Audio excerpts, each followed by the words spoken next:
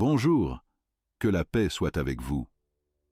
Aujourd'hui, j'aimerais aborder un sujet important mais souvent négligé, les avantages de garder certaines choses privées.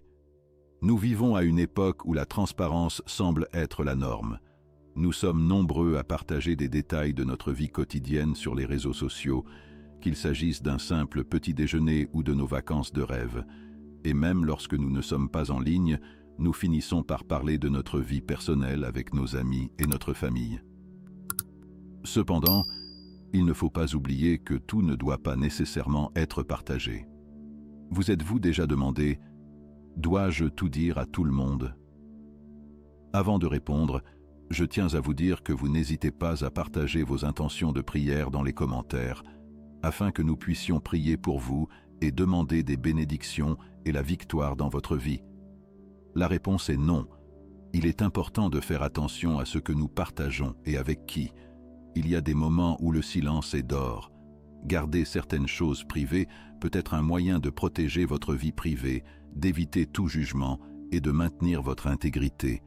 Réfléchissons à cela et apprenons à équilibrer notre besoin de connexion avec la sagesse de garder certaines questions privées. Qu'en pensez-vous? Jacques 1,19 nous enseigne une leçon importante. C'est pourquoi, mes frères bien-aimés, que chacun soit prompt à écouter, lent à parler et lent à se mettre en colère. Cela signifie que nous devons être plus attentifs lorsque nous écoutons les gens, réfléchir avant de parler et contrôler notre colère. Ces attitudes nous aident à être plus sages dans nos décisions et nos actions. Imaginez maintenant un oisillon dans son nid, en haut d'un arbre. Lorsqu'un poussin naît, il est fragile, n'a pas la force de voler et dépend de la protection de ses parents. De la même manière, nos rêves et nos projets, lorsqu'ils commencent, sont comme ce chiot, fragiles et nécessitent des soins particuliers jusqu'à ce qu'ils grandissent et deviennent plus forts. Le chiot doit être protégé des dangers, comme les chats, les chiens ou même les personnes qui pourraient vouloir lui faire du mal. Les oiseaux construisent donc leur nid dans des endroits cachés et sûrs. Dans ces lieux, les poussins deviennent plus forts, apprennent à voler et avec le temps, deviennent des oiseaux indépendants, capables d'affronter seuls le monde. Cette image nous rappelle ce que dit la Bible dans Matthieu 6,6, lorsque Jésus enseigne « Mais quand tu pries, va dans ta chambre, ferme la porte et prie ton Père qui est dans le secret. Alors ton Père qui voit dans le secret te récompensera. » Qu'est-ce que cela signifie pour nous? Tout comme un oisillon a besoin d'un nid sûr pour grandir, la Bible nous enseigne que nous avons besoin d'un endroit secret, d'un espace intime, où nous pouvons être seuls avec Dieu. C'est notre lieu de protection et de croissance spirituelle. Dans le silence et l'intimité, loin des distractions du monde, nous pouvons renforcer notre foi et recevoir les conseils de Dieu pour notre vie. Ce lieu secret pourrait être votre chambre, où vous vous consacrez à la prière. Cela peut aussi être un endroit calme, comme sous un arbre, où vous pourrez lire votre Bible en toute tranquillité. Ou cela pourrait même être dans votre propre cœur, où vous parlez à Dieu avec sincérité et intimité. Cet espace secret est l'endroit où vous vous éloignez du bruit, des regards et des paroles des autres. Dans cet endroit, seul vous et Dieu êtes présents. Dans cet environnement paisible, vous avez la possibilité de grandir spirituellement. Vous pouvez en apprendre davantage sur Dieu, approfondir votre foi et devenir plus fort, tout comme un oisillon grandit et gagne en force à l'intérieur du nid. Et tout comme le bébé qui se cache dans le nid, tout le monde n'a pas besoin de le voir grandir. Le processus de renforcement spirituel se déroule de manière intime et personnelle. N'oubliez pas qu'il n'est pas nécessaire de montrer à tout le monde ce qui se passe dans votre nid spirituel. Cette croissance est quelque chose d'unique entre vous et Dieu. Ne vous sentez donc pas obligé de parler à tout le monde de ce que vous apprenez ou vivez dans ce lieu secret. Cet espace est sacré, et c'est là que vous trouvez la force et la croissance dont vous avez besoin pour vivre votre foi de manière profonde et vraie. C'est dans le nid de votre cœur, auprès de Dieu, que vous deviendrez plus fort dans votre marche chrétienne. Tout comme l'oiseau qui, au fil du temps, apprend à voler, un jour nous serons également prêts à partager ce que Dieu a fait dans nos vies. Notre témoignage notre voyage avec Dieu seront quelque chose de précieux que nous pourrons partager avec les autres. Cependant, nous devons nous rappeler que le bon moment pour cela est le moment choisi par Dieu, et il sait quel sera le moment approprié. Maintenant, apprenons de l'histoire de Néhémie dans la Bible. Néhémie était un homme dévoué et travaillait dur pour reconstruire le mur de Jérusalem. À un moment donné, alors qu'il était concentré sur son travail, certaines personnes ont tenté de le distraire. Ils l'appelèrent à descendre du mur et à arrêter son travail, mais Néhémie savait que s'il s'arrêtait pour répondre à ces appels, le travail important qu'il accomplissait ne serait pas terminé. Dans Néhémie 6.3, il répond fermement à ces personnes. « Alors je leur ai envoyé des messagers, leur disant « Je fais une grande œuvre et je ne peux pas descendre. Pourquoi l'œuvre devrait-elle s'arrêter pendant que je la quitte et descends vers vous ?» Néhémie était tellement engagé dans sa tâche qu'il ne se laissait pas distraire par des distractions. Il savait que le travail qu'il accomplissait était d'une grande importance et ne pouvait être interrompu par quoi que ce soit. De la même manière, nous devons avoir la même détermination dans notre marche avec Dieu.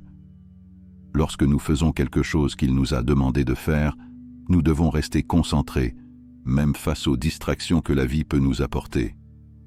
Dieu a un dessein pour chacun de nous, et il est important de persévérer jusqu'à ce que l'œuvre soit terminée. Néhémie ne s'est pas laissé distraire, car il savait à quel point sa mission était importante. Il ne ressentait pas le besoin d'expliquer à tout le monde ce qu'il faisait, ni comment il le faisait. Il restait simplement concentré sur son travail. Cet exemple de Néhémie est une grande leçon pour nous. Trop souvent, nous permettons aux gens de nous distraire facilement. Lorsque nous parlons de nos projets ou de ce que nous faisons, certaines personnes peuvent ne pas nous comprendre ou même nous démotiver avec des mots qui nous confondent ou nous font douter. Ces distractions peuvent nous éloigner de ce qui compte vraiment. Cependant, cela peut être évité si nous savons quand garder nos idées et nos projets pour nous. C'est pourquoi il est parfois préférable de garder nos projets en silence, entre nous et Dieu. Éviter les distractions peut être la clé du succès. Lorsque nous avons une tâche importante, nous n'avons pas besoin de divulguer les détails à tout le monde, ni de demander l'approbation de chacun. Il est parfaitement acceptable de maintenir ce processus entre vous et Dieu, en vous concentrant sur ce qu'il a pour vous, sans vous perdre dans les opinions des autres. Tout comme Néhémie, nous devons rester concentrés sur notre travail et nos objectifs, sans laisser les distractions des autres nous détourner du chemin. Même si personne ne remarque à quel point nous essayons, nous devons nous rappeler que Dieu voit toujours nos efforts. Il connaît notre cœur et le dévouement que nous mettons dans les tâches qu'il nous confie. Restez forts, car Dieu honore notre travail silencieux et dévoué. Un exemple similaire de la persévérance de Néhémie se trouve dans l'histoire de Jésus guérissant un aveugle à Bethsaïda. Cette histoire, enregistrée dans Marc 8, 22-26, nous enseigne la patience et la puissance de Dieu pour restaurer. Voyons comment cela se passe. Puis il arriva à Bethsaïda, et des gens lui amenèrent un aveugle et le prièrent de le toucher. Il prit l'aveugle par la main et le fit sortir de la ville. Après avoir craché dans les yeux de l'homme et lui avoir imposé les mains lui, il a demandé « Voyez-vous quelque chose ?» Il a levé les yeux et a dit « Je vois des gens. Ils ressemblent à des arbres qui marchent. » Dans cette histoire, nous voyons que Jésus, dans sa compassion, a guéri l'homme, mais d'une manière légèrement différente de celle à laquelle nous nous attendions. Au début, l'homme a commencé à voir, mais de manière imprécise. Les gens ressemblaient à des arbres qui marchaient. Ce n'est qu'après le deuxième contact de Jésus que sa vision fut complètement restaurée et qu'il put voir clairement. Cette guérison progressive nous enseigne une leçon importante. Parfois, le processus de guérison ou de croissance dans nos vies peut être lent et pas aussi immédiat que nous le souhaiterions. Mais tout comme l'aveugle, avec l'aide de Jésus, notre vision et notre compréhension spirituelle deviendront plus claires au fil du temps. Dieu travaille en nous de manière profonde et bienveillante, et il est important de faire confiance à ce processus, même lorsque les résultats ne sont pas immédiats. Exactement.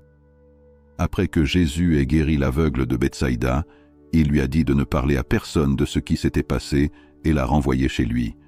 Cette action montre que Jésus savait exactement quand c'était le bon moment pour agir et quand il valait mieux garder quelque chose secret. C'est une leçon importante pour nous aussi. Nous n'avons pas toujours besoin de partager tout ce que nous planifions ou faisons avec les autres. Parfois, il est préférable de garder nos projets et nos actions pour nous jusqu'à ce qu'ils soient complètement terminés ou jusqu'à ce que ce soit le bon moment pour les partager. Tout comme Jésus a agi avec sagesse, nous pouvons suivre cet exemple dans nos vies. Parfois, il est plus productif de continuer à travailler en silence, en nous concentrant sur nos objectifs et en laissant nos résultats parler d'eux-mêmes. Dieu connaît notre cœur et nos intentions, et c'est lui qui nous guide lorsque nous prenons des décisions concernant le partage de nos projets avec les autres. N'oubliez pas, la sagesse, c'est aussi savoir quand c'est le bon moment pour parler et quand garder le silence. Tout le monde n'a pas besoin de savoir tout ce que nous planifions ou faisons. La prudence est essentielle, tout comme Jésus l'a démontré dans ses actions et ses paroles. Parfois, le silence est plus précieux que la révélation de tout ce que nous vivons. Il y a une phrase puissante dans la Bible, dans le psaume 27, 14, qui nous enseigne la patience et la confiance en Dieu. Attendez le Seigneur, soyez forts, prenez courage, attendez le Seigneur. Ce verset nous rappelle que nous devons être patients et croire que Dieu contrôle tout, y compris le moment idéal pour notre vie. Tout comme une fleur ne fleurit pas immédiatement après avoir été plantée, nos rêves et nos projets ont également besoin de temps pour se développer. Dieu connaît le bon moment pour que tout se produise, et nous pouvons pleinement lui faire confiance pour nous guider tout au long de ce processus. Nous n'avons pas besoin de précipiter les choses, il n'y a aucun mal à attendre, et pendant que nous attendons, il n'est pas nécessaire de partager avec tout le monde ce que nous attendons ou planifions. Nous pouvons garder nos projets pour nous, sans avoir la pression de les expliquer à tout le monde autour de nous. Lorsque le bon moment viendra, les choses se produiront naturellement et ce qui était caché sera révélé selon le dessein de Dieu. Nous devons être patients et faire confiance au timing parfait de Dieu, sans avoir besoin de nous précipiter pour révéler nos plans à tout le monde. Il est important de laisser Dieu diriger nos vies en étant sûr qu'il connaît le bon moment pour chaque chose. N'oubliez pas que les bonnes choses prennent du temps et que le moment choisi par Dieu est toujours le meilleur pour nous. Maintenant, réfléchissons à ce que signifie réellement le succès. Le succès est-il lorsque les gens nous applaudissent ou lorsque nous sentons dans notre cœur que nous avons fait de notre mieux? La Bible, dans Galates 1:10, nous enseigne quelque chose de très important à ce sujet. Est-ce que je recherche maintenant l'approbation des hommes ou l'approbation de Dieu? Ou est-ce que j'essaie de plaire aux hommes? Si j'essayais encore de plaire aux hommes, je ne serais pas un serviteur du Christ. Ce verset nous montre que le véritable succès ne vient pas de l'approbation des gens. Nous ne devrions pas agir ou prendre des décisions uniquement pour plaire aux autres ou être reconnus. Le vrai succès, c'est lorsque nous faisons de notre mieux, avec à cœur de plaire à Dieu. Lorsque nous recherchons l'approbation de Dieu plutôt que d'essayer de plaire aux hommes, nous sommes sur la voie du véritable succès. Par conséquent, le plus important est que, tout au long de notre voyage, nous puissions vivre de manière à ce que Dieu soit satisfait de nous, sans nous soucier excessivement de ce que pensent les autres. C'est ce qui compte vraiment devant Dieu, et en fin de compte, c'est ce qui apporte la vraie satisfaction et le succès. Nous n'avons pas besoin de nous montrer ou de rechercher l'approbation de tout le monde autour de nous. Le plus important est de travailler avec dévouement et de faire de notre mieux, en nous rappelant toujours que nous faisons cela pour Dieu et non pour plaire aux gens. Concentrons-nous sur la réalisation sérieuse de nos projets, en les développant avec effort, sans nous soucier de l'opinion des autres. Le vrai succès est de plaire à Dieu, pas à ceux qui nous entourent. En vivant de cette façon, nous pouvons être sûrs que nous sommes sur la bonne voie. Dans Matthieu 7,6, nous trouvons un verset qui nous enseigne la prudence par rapport à ce que nous partageons avec les autres. Ne donnez pas ce qui est sacré aux chiens, ne jetez pas vos perles devant les porcs. Autrement, ils les fouleront aux pieds, se retourneront contre vous et vous mettront en pièces. Ce verset nous alerte sur l'importance de savoir avec qui nous partageons nos projets et nos rêves. Les perles symbolisent ici quelque chose de précieux, comme nos objectifs, nos rêves ou des parties intimes de notre vie. Nous devons être prudents dans le choix des personnes avec qui nous partageons ces choses. Si les gens n'apprécient pas ce qui est important pour nous, ou s'ils n'ont pas de bonnes intentions, parfois, il est préférable de garder nos projets et nos actions pour nous jusqu'à ce qu'ils soient complètement terminés ou jusqu'à ce que ce soit le bon moment pour les partager. Tout comme Jésus a agi avec sagesse, nous pouvons suivre cet exemple dans nos vies. Parfois, il est plus productif de continuer à travailler en silence, en nous concentrant sur nos objectifs et en laissant nos résultats parler d'eux-mêmes. Dieu connaît notre cœur et nos intentions, et c'est lui qui nous guide lorsque nous prenons des décisions concernant le partage de nos projets avec les autres. N'oubliez pas, la sagesse, c'est aussi savoir quand c'est le bon moment pour parler et quand garder le silence. Tout le monde n'a pas besoin de savoir tout ce que nous planifions ou faisons. La prudence est essentielle, tout comme Jésus l'a démontré dans ses actions et ses paroles. Parfois, le silence est plus précieux que la révélation de tout ce que nous vivons. Il y a une phrase puissante dans la Bible, dans le psaume 27, 14, qui nous enseigne la patience et la confiance en Dieu. Attendez le Seigneur, soyez forts, prenez courage, attendez le Seigneur. Ce verset nous rappelle que nous devons être patients et croire que Dieu contrôle tout, y compris le moment idéal pour notre vie. Tout comme une fleur ne fleurit pas immédiatement après avoir été plantée, nos rêves et nos projets ont également besoin de temps pour se développer. Dieu connaît le bon moment pour que tout se produise, et nous pouvons pleinement lui faire confiance pour nous guider tout au long de ce processus. Nous n'avons pas besoin de précipiter les choses, il n'y a aucun mal à attendre, et pendant que nous attendons, il n'est pas nécessaire de partager avec tout le monde ce que nous attendons ou planifions. Nous pouvons garder nos projets pour nous, sans avoir la pression de les expliquer à tout le monde autour de nous.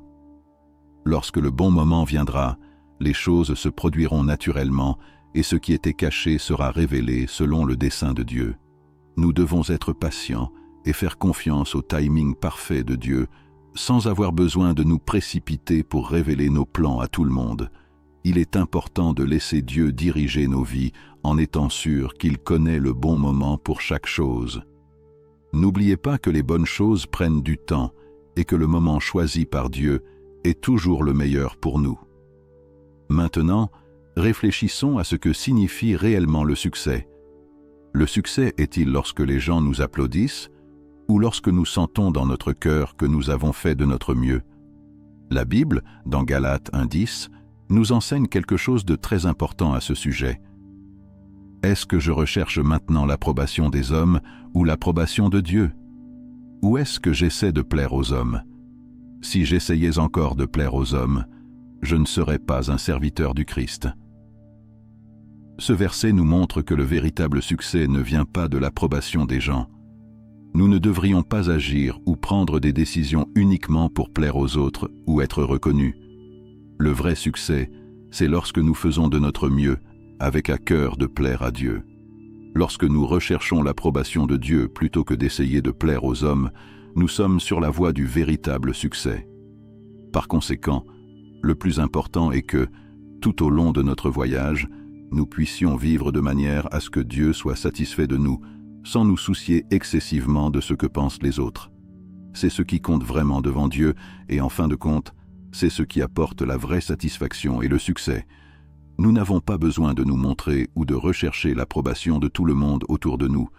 Le plus important est de travailler avec dévouement et de faire de notre mieux, en nous rappelant toujours que nous faisons cela pour Dieu et non pour plaire aux gens.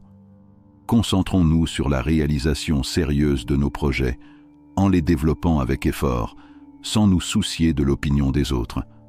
Le vrai succès est de plaire à Dieu, pas à ceux qui nous entourent. En vivant de cette façon, nous pouvons être sûrs que nous sommes sur la bonne voie. Dans Matthieu 7,6, nous trouvons un verset qui nous enseigne la prudence par rapport à ce que nous partageons avec les autres. Ne donnez pas ce qui est sacré aux chiens, ne jetez pas vos perles devant les porcs.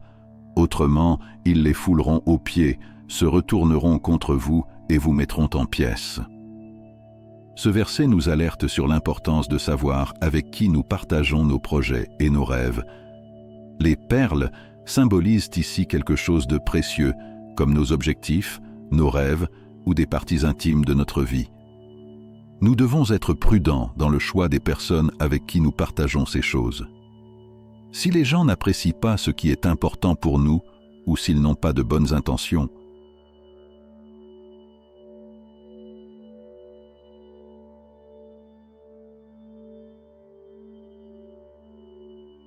ils risquent de finir par utiliser ces informations de manière négative. Parfois, il y a des gens autour de nous, même ceux que nous ne connaissons pas, qui peuvent nous faire du mal s'ils en savent trop sur nos projets. Il est donc important d'être sélectif quant aux personnes à qui nous confions nos rêves et nos projets. Partagez avec ceux qui se soucient vraiment de vous, qui apprécieront et soutiendront vos idées. Cela nous protège d'éventuels malentendus ou envies et nous aide à assurer la sécurité de nos projets alors que nous avançons en toute confiance. Oui, l'histoire de Samson et Dalila, trouvée dans le livre des Juges, chapitre 16, est un excellent exemple du soin que nous devons prendre lorsque nous partageons nos secrets et nos projets. Samson, un homme fort choisi par Dieu, a été trompé par Dalila, qui, malgré son amour apparent, travaillait secrètement avec ses ennemis pour découvrir le secret de sa force. Lorsque Samson révéla que son secret résidait dans ses cheveux longs, Dalila utilisa cette information contre lui, ce qui entraîna sa capture et sa chute. Cette histoire nous enseigne une leçon importante. Nous devons faire très attention aux personnes avec qui nous partageons nos plans et nos secrets. Tout le monde autour de nous n'a pas les meilleures intentions à notre égard. Il est donc essentiel d'être vigilant et sage au moment de décider à qui faire confiance. Partager des informations personnelles ou des projets importants avec de mauvaises personnes peut avoir des conséquences négatives, tout comme ce qui est arrivé à Samson. Il est essentiel de demander du discernement à Dieu afin qu'il puisse nous montrer qui dans notre vie veut vraiment notre bien. Ce sont des personnes en qui nous pouvons avoir confiance et avec qui peut-être partager certaines parties de nos projets. Cependant, la plupart du temps, il est plus prudent de garder certains détails secrets jusqu'à ce que le moment soit venu de révéler nos projets au monde. Dieu est celui qui nous guide dans ce processus de discernement, nous aidant à protéger ce qui a de la valeur pour nous. En lui faisant confiance, nous pouvons éviter les situations à risque et nous assurer que nos projets se réalisent selon sa volonté, au bon moment. Monsieur, nous voici, humbles et reconnaissants, recherchant tes conseils et ta protection. Je te demande de m'aider à être prudent et à discerner avec qui partager mes rêves et mes projets. Je ne veux pas entraver mon propre progrès ni bloquer mes bénédictions. Guide-moi pour que mes objectifs restent entre toi et moi, en faisant confiance à ton timing parfait. Donne-moi la sagesse de reconnaître les bonnes personnes qui peuvent me soutenir et m'encourager. Protégez-moi des critiques et des jugements qui pourraient me détourner du chemin. Que ta paix et ta confiance soient ma force à tout moment. Au nom de Jésus, j'aime et je prie. Amen. Puisse cette prière apporter des bénédictions et guider votre chemin. Puissiez-vous être prudent et perspicace, faisant toujours confiance à Dieu. Prions, Seigneur Dieu, je viens devant toi avec un cœur humble et ouvert. Je te demande la sagesse pour discerner quand partager mes projets et quand garder mes rêves entre toi et moi. Aide-moi à être prudent, à garder ce qui est précieux au bon moment et à avoir confiance que ton timing est toujours parfait. Puissé-je ne pas me laisser distraire par l'approbation des autres, mais que mon objectif soit toujours de te plaire, Seigneur. Apprends-moi à marcher vers toi avec confiance, sans me précipiter ni me soucier de ce que pensent les autres. Fortifie ma foi, Seigneur, et révèle le bon moment pour que mes projets se réalisent selon ta volonté. Je veux être fidèle à tes desseins, et dans tout ce que je fais, je cherche à te plaire. Merci pour vos bénédictions, de m'avoir guidé et de m'avoir aidé à grandir en sagesse. Je te fais confiance, Seigneur, pour guider mes pas et révéler le bon chemin. Père céleste, je te demande de nous entourer de ta paix et de nous garder à tout moment. Puisses-tu guider nos pas et nous aider à prendre de sages décisions conformes à ta volonté. Seigneur, au milieu des incertitudes de la vie, puis-je avoir pleinement confiance en ton plan et en ta direction pour ma vie et celle de ma famille. Je demande également, Père, que tu m'aides à être prudent dans mes relations et à discerner sagement à qui faire confiance.